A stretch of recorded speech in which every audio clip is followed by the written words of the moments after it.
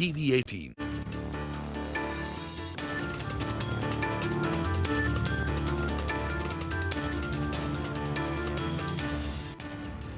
Hello and welcome to Commodity Champions. I'm Manisha Gupta. Well, the commodity prices remain volatile as the dollar index continues to hover near a one-year highs. The U.S. President-elect Donald Trump has announced that he will impose a 10% additional tariff on Chinese goods and a 25% tariff on all goods from Mexico and Canada. This is expected to strengthen the U.S. dollar further and put more pressure on commodities. Other factors impacting the commodity market include geopolitical uncertainties linked to the Ukraine-Russia war and Israel-Hezbollah, as well as the anticipation of a Fed rate cut in the month of December. When we take a look at silver, the precious metal has been on a bullish trajectory for the last few months. It has, though, seen a sharp decline of 10% in the past month following the U.S. elections. To discuss the outlook of silver, we are now joined by Michael DiRienzo. He's president and CEO of the Silver Institute. Michael, hi, thank you so much for being with us. First of all, on what does Trump coming as the U.S. president mean for various commodities, especially silver? We have seen commodity prices very, very volatile. How are you reading into this? Well, thank you, first of all, Manisha, for the opportunity to join you today. Look, it's anybody's guess how this is going to affect the commodities complex, right? You know, when he was elected in 2016, it affected it to a certain degree. But you're right, the dollar is important as it is the currency that is used by so many nations across the world. And if it continues to rise, as it has since his election, it could have an impact on precious metals prices, and including silver. Now, look, it's not good news when you hear the word tariff, right? And you look at the high number he wants to put on China. Will that affect Chinese industrial demand? Potentially. That's a big part of the silver equation these days. It's a investment metal and it's an industrial metal. And right now, we'll just have to wait and see how this affects silver. Oh, well, absolutely. Michael, we do understand that all of silver in the global markets and 60% of that use really comes in from the industrial markets right now. So when you look at the global markets, how much would you say China comprises of when it comes to industrial demand for silver? Well, we just sort of looked at these numbers recently. We put out a press release 2 weeks ago looking at the interim prices and so forth of the complex since our World Silver Survey in April. We think that, you know, China is going to be the leader again this year with respect to industrial demand. If you just look at their electrical and electronics component alone, that's expected to hit a new high of about 210 million ounces, which is roughly 6,600 tons. And to put that in perspective, just 2 years ago, their demand was about 3,900 tons with respect to just that one category. We do think globally, however, that certain components are going to rise over the year. What is your sense on the Indian demand now going forward? Because here as well, while the investment demand continues strong, I mean, if silver ETFs is anything to go by, we've seen very, very strong AUMs come into that one. How would you look at the Indian demand investment, that is, vis-a-vis the global investment demand in silver? Well, in terms of global investment demand, I mean, India is really keeping us in the game right now because we are projecting about a 15% decrease this year in terms of physical investment. And we're talking coins and bars. But on exchange traded products, we're looking at our first annual inflows into these products this year, the first in 3 years. And that has come along with the expectation of further Fed rate cuts. There have been some periods of dollar weakness, and the falling yields have benefited silver investment. At the end of October this year, Manisha, we're looking at global holdings in ETPs to be up about 8% from year-end 2023. And India is really leading the way with respect to this market. Now, we have the SLV, we have the PSLV, but let's face it, India's ETP market is relatively new, and there seems to be robust demand coming from your country. Thank you. Well, the numbers do look good, and with the way the conversations are here in India, there are more and more people absolutely joining into that new product here. You spoke about the US Fed rate cut expectations, and that probability has continued to decline for the month of December. But as we get into 2025, what is your sense? Because the size and the speed of these rate cuts is something that the markets are getting very uncertain about. Yeah, I don't know about December, and you're right about that. I think the game has changed a bit there, but we'll have to wait and see.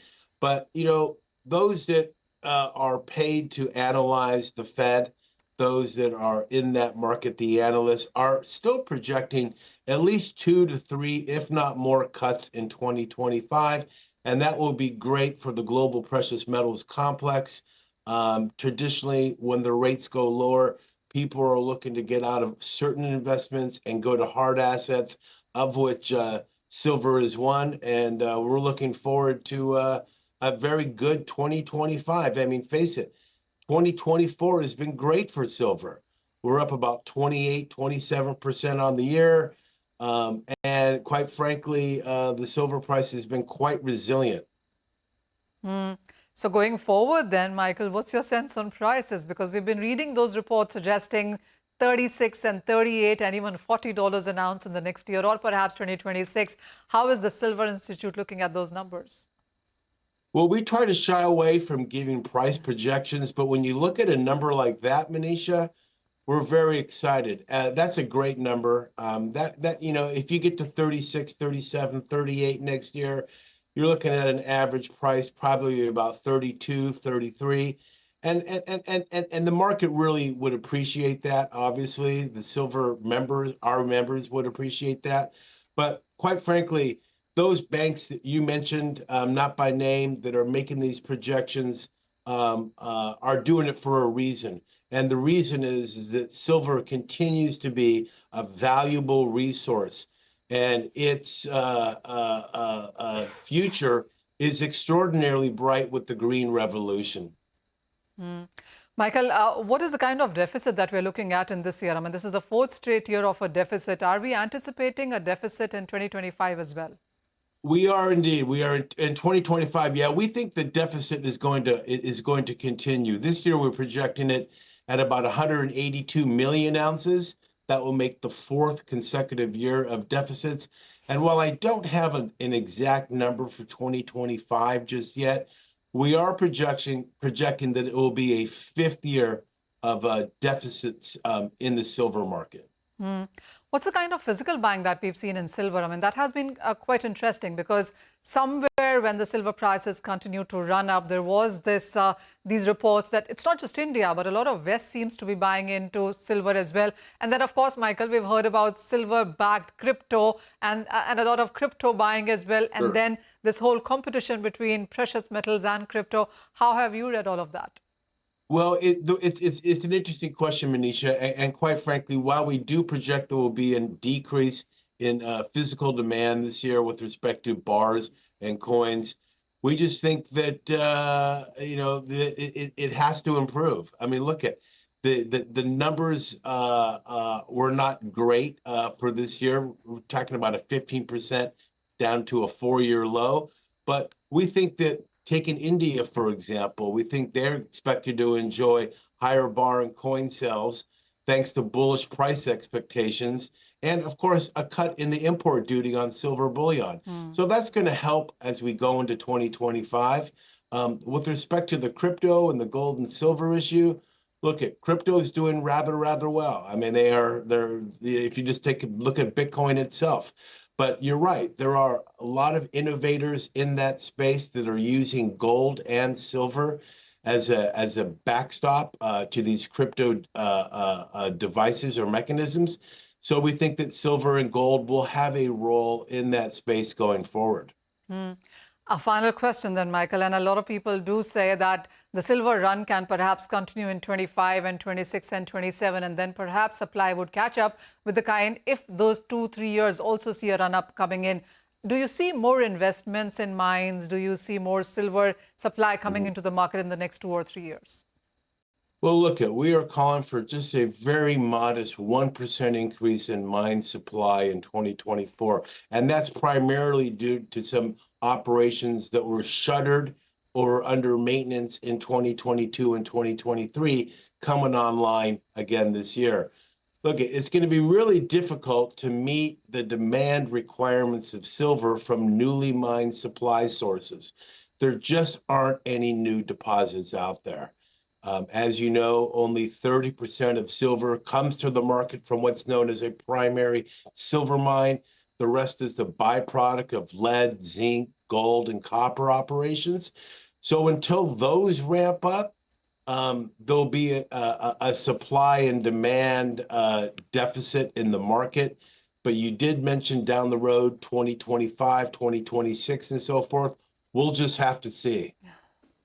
Well, that point is well taken, Michael. And as always, thank you so much for taking time out for CNBC TV 18. So, well, yes, bullishness could continue in case of silver prices. 2025 could be a fifth straight year that we will be looking at a deficit in the global markets when it comes to silver. But with that, it's time for a short break. But don't go anywhere. We will discuss the outlook on agriculture commodities on the other side of this break.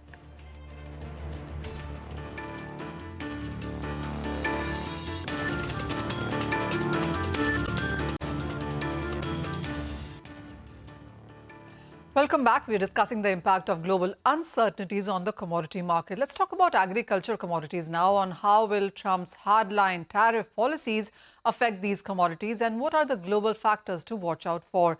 Joining us now to discuss the outlook is Sumit Gupta. He is CEO of Asia Business at McDonald Pelz. Sumit, hi, thank you for joining us. And I want to start with China, because China does matter when you talk about commodities, because either they are the major producers or consumers or importers of various commodities. Now, with all these tariffs coming in on China, how are you reading commodities and which ones would you keep an eye on? Hi, Manisha. Good afternoon, and thank you for very much for having me on the show. Actually, your question entails a lot of information, because you have started talking about the Trump, tariffs, and trade. And these are the three components which are going to keep international markets very volatile in years to come. And as you have mentioned, because of the possible imposition of the tariffs, the global trade flows are set to change, and it is going to have a profound impact on India.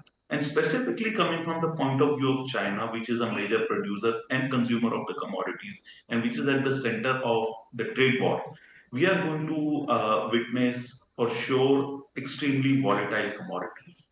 And what does traders want? They want volatile markets. One thing everybody is going to do in the days to come is to open their Twitter account right in the morning and see what Trump has tweeted. Sure. But everything aside, we expect that because of this trade war situation, where potentially Trump is talking about tariff on Chinese product, import of Chinese product.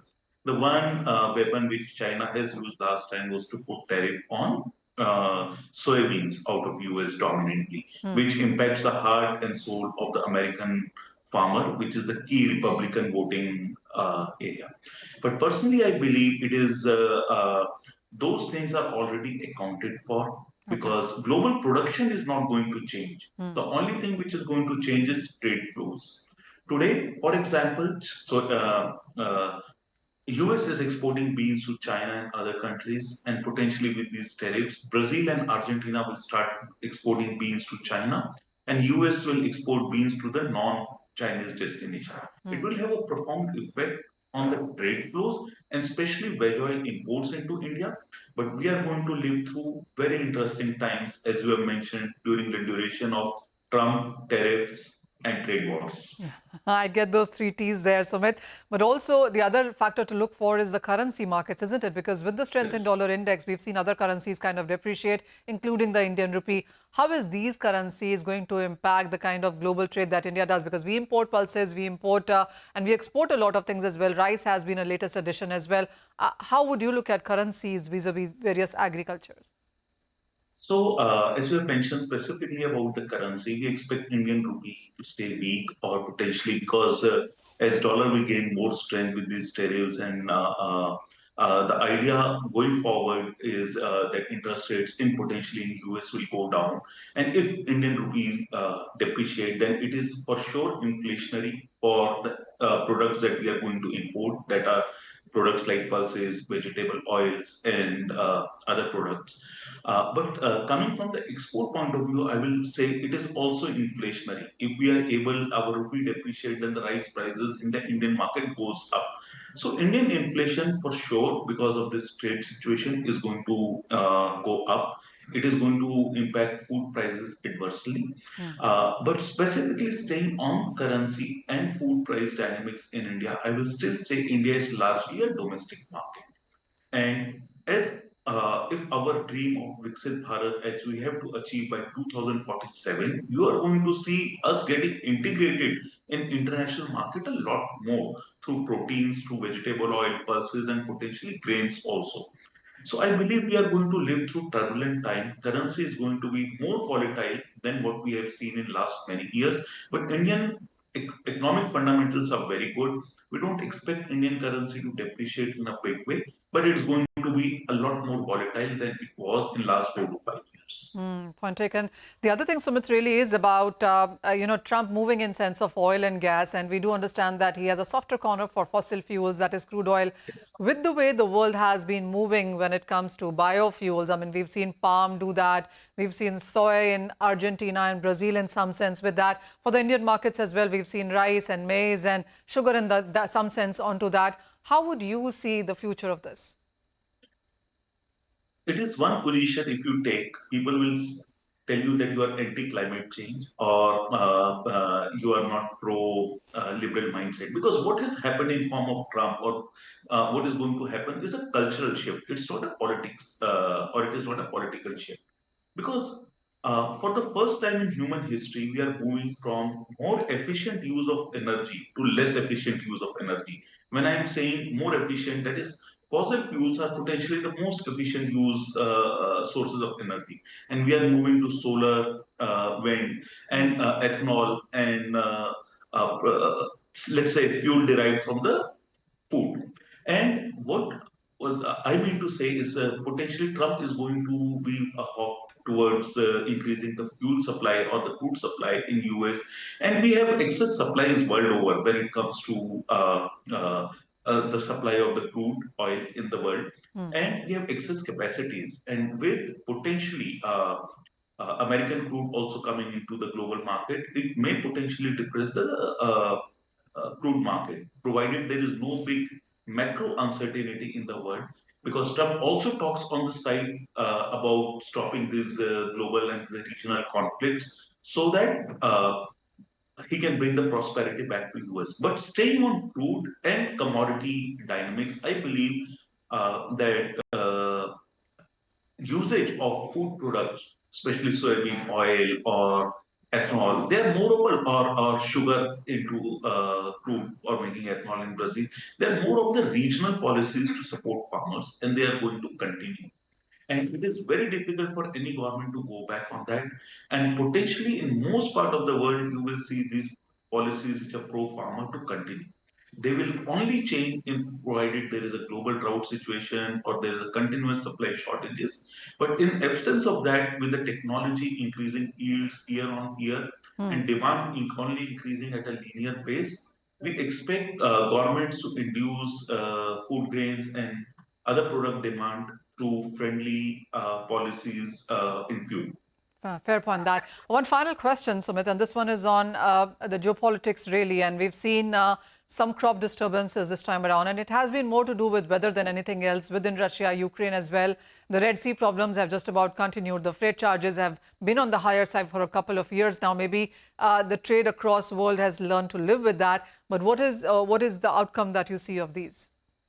What we have seen between 90s till now is efficient logistics worldwide, benign geopolitical conditions, and which has helped China to grow in a big way. Now it is our turn to grow, and India also look towards more stable geopolitical situation.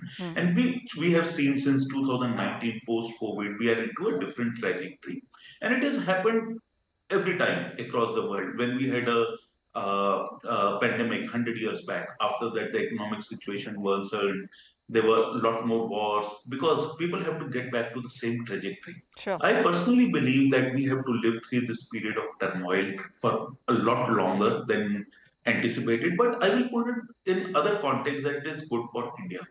Because right now the conflict is between US and emerging power in Asia, that is China. And whenever you have a conflict that you need friends on your side. And China is a population equivalent to India, and Indian population is our biggest dividend. And I believe whenever technology is same, you have need people to throw at a problem. You need big markets, and US is looking towards Indian market.